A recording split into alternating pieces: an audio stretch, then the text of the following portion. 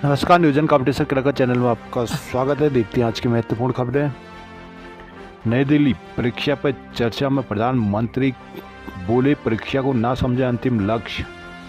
उत्तराखंड के सिद्धार्थ को जूडो और अंकिता को स्टेपचेज में मिला स्वर्ण। देहरादून मेटा स्टार्टअप समिट आज से धामी करेंगे उद्घाटन। प्रयागराज सीमा की अघोषित नाकेबंदी। उत्तराखंड में जल्द पेपरलेस होगी जमीनों की रजिस्ट्री। कपकोट में नशे में स्कूल पहुंचे 2 शिक्षक हुए निलंबित, जांच शुरू। देहरादून, ऊर्जा के संविदा कर्मियों को पक्का करे सरकार। प्रधानमंत्री नरेंद्र मोदी ने सोमवार को छात्रों की परीक्षा पर चर्चा कार्यक्रम के दौरान तनाव मुक्त रहने, विफलताओं से ना डरने और समय प्रबंधन के गुर सिखाए। उन्होंने छात्रों से कहा कि परीक्षा को जीवन का अंतिम लक्ष्य नहीं समझना चाहिए, क्योंकि जो लोग फेल हो जाते हैं उनका जीवन रुक नहीं जाता। प्रधानमंत्री मोदी ने कहा कि विफलताएं गुरु होते हैं जो जीवन में कुछ न कुछ सिखाती है। पारंपरिक टाउन हॉल प्रारूप से हटकर प्रधानमंत्री मोदी ने इस बार लगभग 35 छात्रों से सुंदर नर्सरी में बातचीत की। कार्यक्रम का प्रसारण देश के विभिन्न भागों से छात्रों, शिक्षकों और विभागों ने देखा। कार्यक्रम के दौरान प्रधानमंत्री ने छात्रों को तेजी से बदलते तकनीकों, उनके सही इस्तेमाल के बारे में बताया। तकनीक से समय बर्बाद करने वाली गतिविधियों से बचने को कहा। प्रधानमंत्री ने अभिभावकों को भी सलाह दी कि बच्चों को किसी दायरे में न बांधे, बल्कि उन्हें अपनी अभिलाषाओं को तलाशने का मौका दें।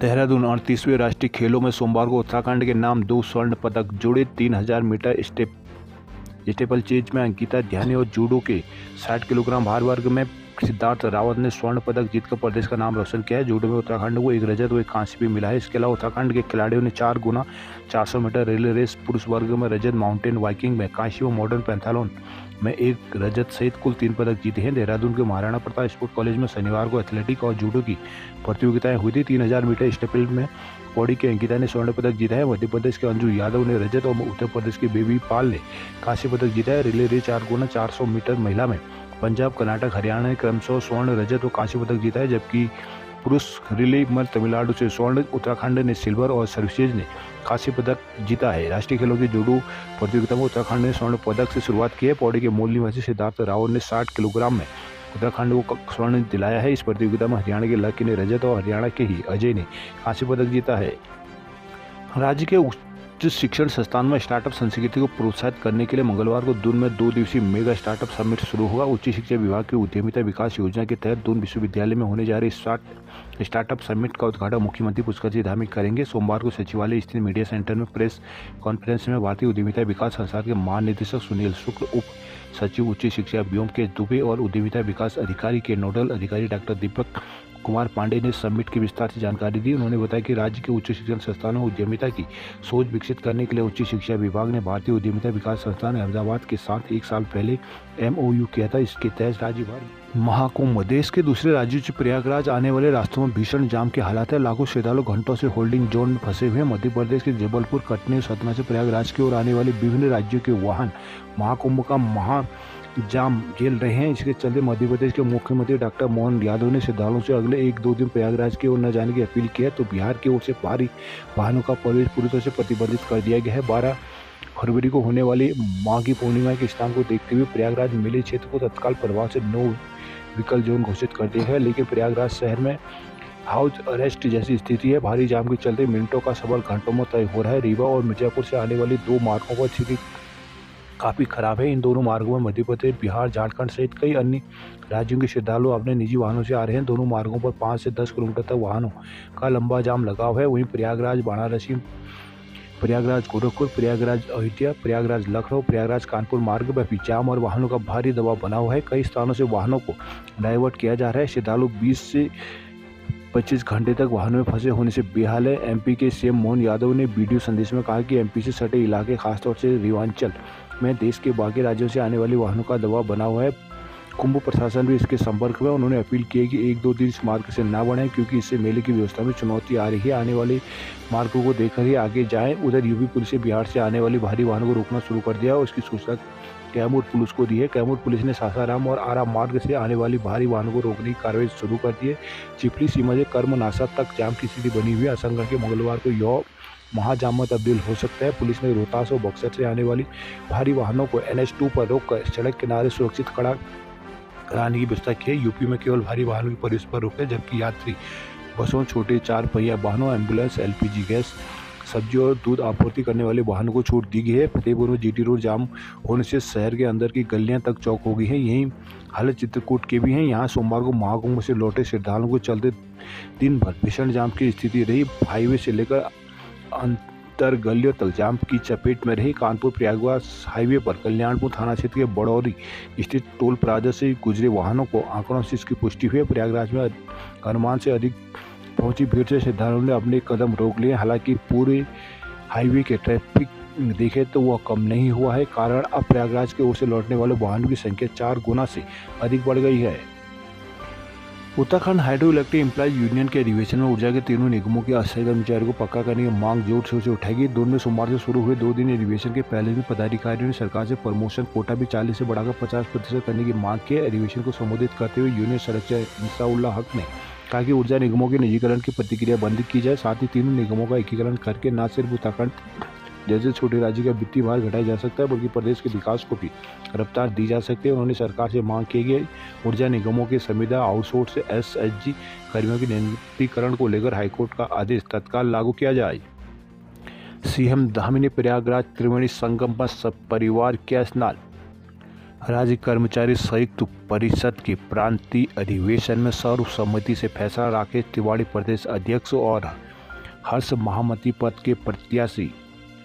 राज्य कर्मचारी संयुक्त परिषद के प्रांतीय अधिवेशन में सर्वसम्मति से प्रदेश अध्यक्ष पद के लिए राकेश तिवारी और प्रांतीय महामती पद के लिए हर्ष मोहन नेगी को प्रत्याशी बनाए जाने का निर्णय लिया गया है। देहरादून में 22 फरवरी को होने वाले अधिवेशन में दोनों अध्यक्ष महामती पद की दावेदारी करेंगे। राजकीय इंटर कॉलेज कोटद्वार में राज्य कर्मचारी संयुक्त परिषद की कोटद्वार और दुगट्टा शाखा की संयुक्त बैठक की अध्यक्षता करते हुए परिषद के प्रांतीय उपाध्यक्ष राकेश तिवारी ने बताया कि 22 को होने वाले प्रांतीय अधिवेशन में पौड़ी जनपद से कर्मचारी सम्मेलन में प्रतिभाग करने के लिए दून जाएंगे। उन्होंने उत्तराखंड आंदोलन में सक्रिय भूमिका निभाने वाले समस्त कर्मचारियों आउट ऑफ टर्न प्रमोशन और विशेष वेतन देने की मांग की है। बैठक का संचालन करते हुए संगठन के गढ़वाल मंडल अध्यक्ष हर्ष मोहन नेगी ने सरकार से कर्मचारियों की मुख्य मांग 10, 16 व 26 वर्ष की संतोषजनक सेवा पर एसीपी का लाभ देने का शासनादेश जारी करने की मांग की है। उत्तरकाशी पुरुलिया में बिजली बिलों में बढ़ोतरी से उपभोक्ताओं में नाराजगी। श्रीनगर दुकानदार से साइबर ठगी का आरोपी एमपी से धरा। अलकनंदा में पोगलैंड चलाने पर रोष। जोशीमठ जीएमबीएन जोशीमठ के जयपाल बिष्ट बने अध्यक्ष।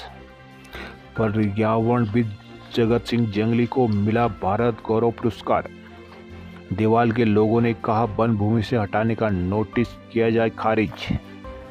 भूमिहीन सीमांत किसान संघर्ष समिति देवाल की बैठक में वन विभाग द्वारा 500 लोगों को भेजे गए नोटिस पर गहरी नाराजगी जताई है। बैठक में बताया गया कि वन विभाग ने भूमिहीन अनुसूचित जाति के किसानों को वन भूमि खाली करने का नोटिस भेजा है। इससे इन किसानों में गुस्सा और मायूसी फैल गई है। ग्रामीणों ने सरकार से इन किसानों को कब्जाई भूमि का पट्टा देने की मांग की है। समिति ने सीएम पुष्कर सिंह धामी, अध्यक्ष न्यायमूर्ति राज्य विधिक सेवा देहरादून डीएम चमोली को भी प्रस्ताव भेजा है।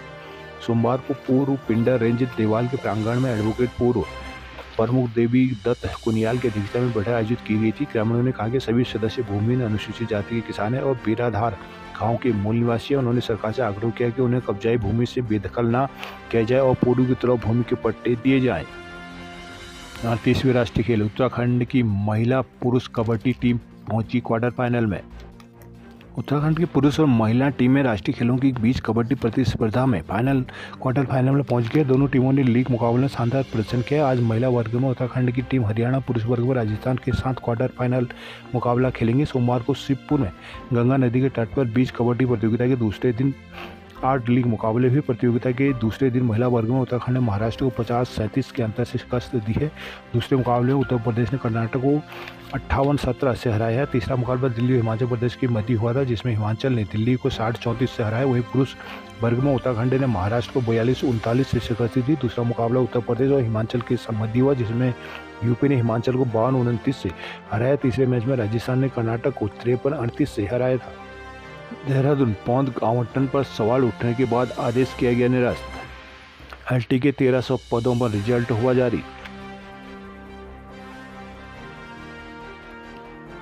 उत्तराखंड माध्यमिक शिक्षा विभाग के तहत विद्यालय में विभिन्न विषयों को रिक्त पद शीघ्र भरने जा रहे हैं। उत्तराखंड अधीनस्थ सेवा चयन आयोग की ओर से सहायक अध्यापक एलटी भर्ती परीक्षा का परिणाम जारी कर दिया गया। सोमवार को आयोग की ओर से 1544 पदों के सापेक्ष 1300 पदों का परीक्षा परिणाम जारी किया गया। आयोग की ओर से अध्यापक के रिक्त पदों के लिए 14 मार्च 2024 को विज्ञापन जारी किया था। 22 मार्च को ऑनलाइन आवेदन मांगे गए और 16 अगस्त 2024 को भर्ती परीक्षा आयोजित की गई थी, जिसमें गढ़वाल मंडल के 786 और कुमाऊं मंडल के 758 कुल 1544 पदों के लिए भर्ती निकाली गई थी। सोमवार को अधीनस्थ सेवा चयन आयोग की ओर से भर्ती परीक्षा का परिणाम जारी कर दिया गया है।